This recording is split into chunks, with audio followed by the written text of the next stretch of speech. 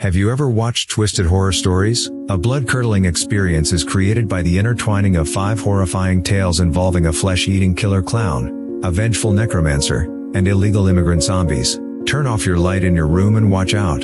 Today we are covering a 2012 horror movie called Scary or Die. The movie starts with a guy who enters a house at night. He turns on his computer and types scaryorDie.com in a search bar. He finds a video titled The Crossing. He clicks on it and the screen buffers and fades to black, and a girl named Connie is seen sitting in the front seat of a truck. She is sandwiched between the driver named Buck and another guy called Keith. Keith pulls a jar out of the back and starts drinking something strange. Connie asks what it is, as she can smell something funny. Buck explains that it's homemade alcohol. Keith asks Connie to drink some and loosen up. She starts kissing Buck while Keith puts her hand on his crotch. After a while she asks them to stop for a bathroom break. They park at a rest stop. Connie gets out and heads to the bathroom and Buck follows her. In the meantime, Keith buys snacks at the store. He starts talking with the cashier and asks him if he's ever lost at a coin toss. Keith soon realizes that the man doesn't speak English very well and starts to say racist things to him as he pays. As Keith is eating, Buck and Connie come out of the bathroom adjusting their clothes. They all get in the car and drive off. While driving away, we see the shopkeeper dead at the entrance of the store with blood all over the floor. While driving off to barren terrain, Connie complains again about Keith's smell. They park in the middle of nowhere and Connie asks what they are going to do. They get out of the truck and head to the back. Buck removes some sheets to reveal 2 men tied up and lying down in the truck. Connie asks if they've been there the whole time and asks Buck to let them go. Buck makes them sit up and remove their gags. They are both immigrants and Buck tells them that they are trash and are ruining his country. One of them, by the name of Jose Cuervo, tries telling them that he is a tax-paying citizen. Suddenly the other old man tries to run away, and Keith pulls out his gun and shoots him. Connie cries over his body and tries to wake him up while Buck slashes Jose's throat as he begs for mercy. Buck then tells Keith to take care of the bodies and they wonder where Connie went. Keith starts peeing on the newly dug grave of their victims. Suddenly Connie returns with a shotgun and holds it to Keith's head. She demands the keys to the truck and knocks Keith over with her gun. When Keith tries to get up, a hand reaches out from the ground and claws one of his eyes out. Suddenly zombies start to rise out from the ground. They kill Keith and start to eat him. One of the zombies tries to grab Connie, but Buck saves her. Buck isn't so lucky himself. A zombie grabs him and he becomes the next victim. Connie manages to run away. While running, there are 2 soldiers seen sitting on a cliff. They see Connie running in the distance and they shoot, thinking that she may be a zombie. They leave her behind for the animals and go about their business. In the next scene, we jump back to the man on the PC. He clicks on another video titled Tanjung's Lament. This video takes us to a bar in a city. A man is seen drinking heavily in a bar. He gets up and starts walking out while lighting up a cigarette. He walks down the stairs to the street at the door of the bar. He sees a couple making out and he starts staring at them, at which point the man gets angry. The man keeps walking down the street until he reaches a store. He buys flowers from the store owner and walks to his apartment, hesitating before walking in. Once inside, he put the flowers in a pot in front of his dead wife's picture and walks out to the terrace for a drink. That night, he lays awake all night thinking of her. When the morning comes, he lights some incense for her while her ghostly apparition stands there watching. He is seen going to a mall where he follows 2 young girls around. He is asked by a man if he needs help. He refuses and quickly walks away. That night, he is seen sitting on a bench. Some girls pass by him. Out of nowhere one of them gets abducted by a man. Tanjung tries to help her but gets pushed away by the kidnapper. While the girl is being forced into the car, Tanjung manages to throw his phone into the gas tank as the car speeds off. He quickly sits on the sidewalk and takes out his laptop as he has a tracking app on his phone. He starts following the tracker all around the city in order to find the car. He finally finds the car in an old lot near the river. Some thugs are trying to steal the car. They scare Tanjung off with a pistol and he runs away. While stumbling around, he sees a person from a distance in the alley and watches a man brandish a knife over an unconscious woman's body. He realizes that it is the same girl kidnapped earlier. He cleverly approaches the man, and with a rock and smashes him over the head, causing him to fall into the river. He makes sure the woman is all right and he drops her home. She thanks him for saving her life. He advises her to call the police, but she tells him that she can't do that because they will send her back to her country. As she is leaving, she runs back to him with his jacket and a note, inviting him to a party the next day. She kisses him and insists that he must come. The girl's friends walk over to her and take her inside. The next day, he decides to go to the party where the young woman greets Tanjung. He gives her a flower and she takes him inside where she performs an odd ritual along with some of her friends.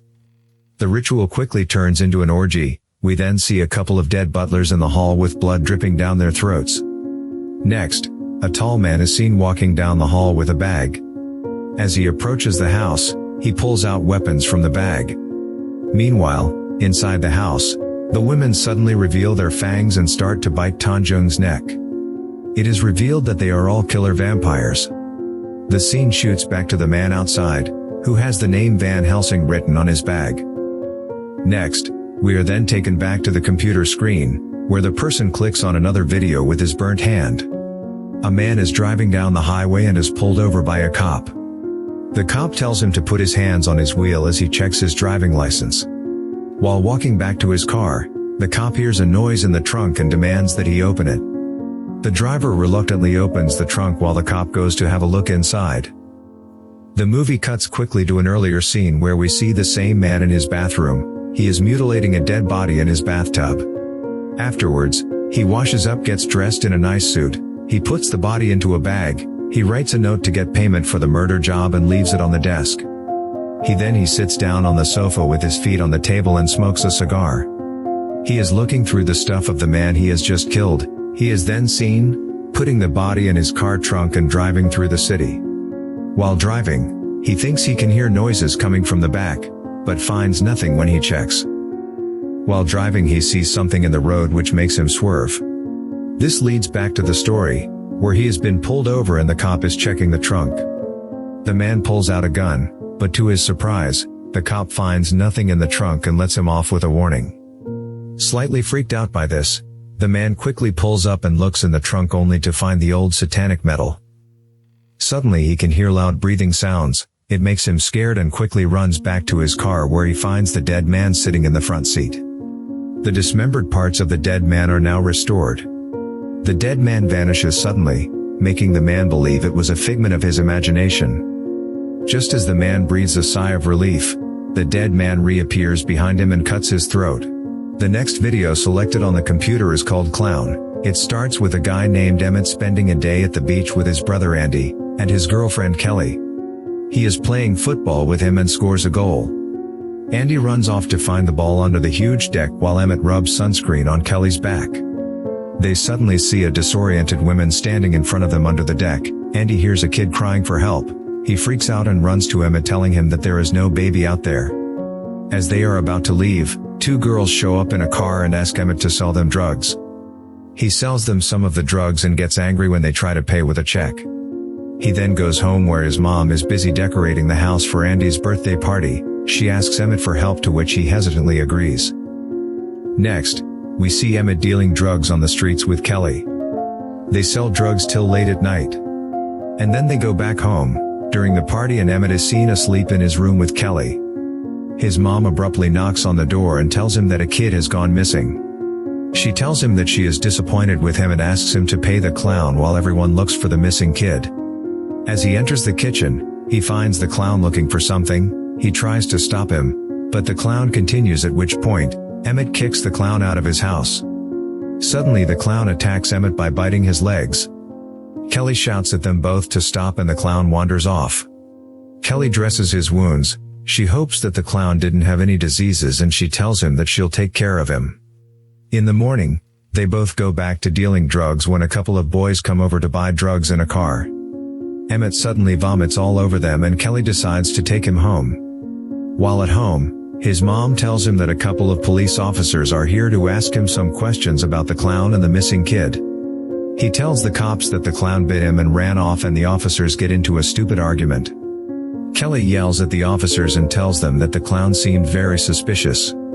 The bite marks seem to be getting worse, and that night, Emmett dreams about someone breaking into Andy's room and he decides to go in to check on him. Andy wakes up and asks why anybody would hurt him. Suddenly Andy screams in terror, as Emmett turns into a clown. Emmett wakes up to realize that it was just a dream. He finds Andy to be fine in his room. Emmett is surprised to see that his face is turning white and realizes that he is becoming a clown and runs away, leaving Kelly and his mom shocked and not sure what to do.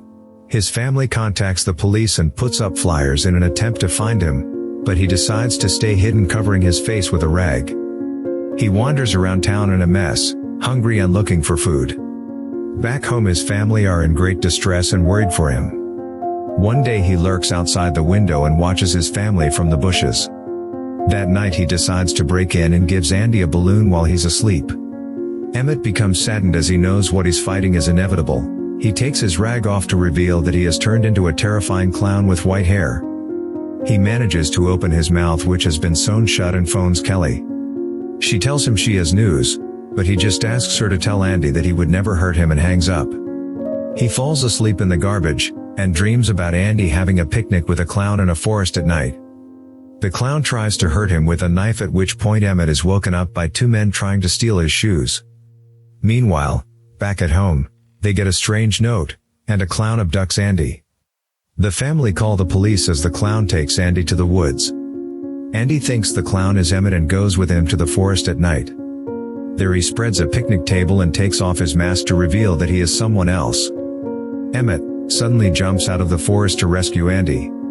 Emmett then kills the clown and starts to eat him as Andy watches from behind the trees. He realizes that Andy has seen him and walks over to reassure him that he would never hurt him.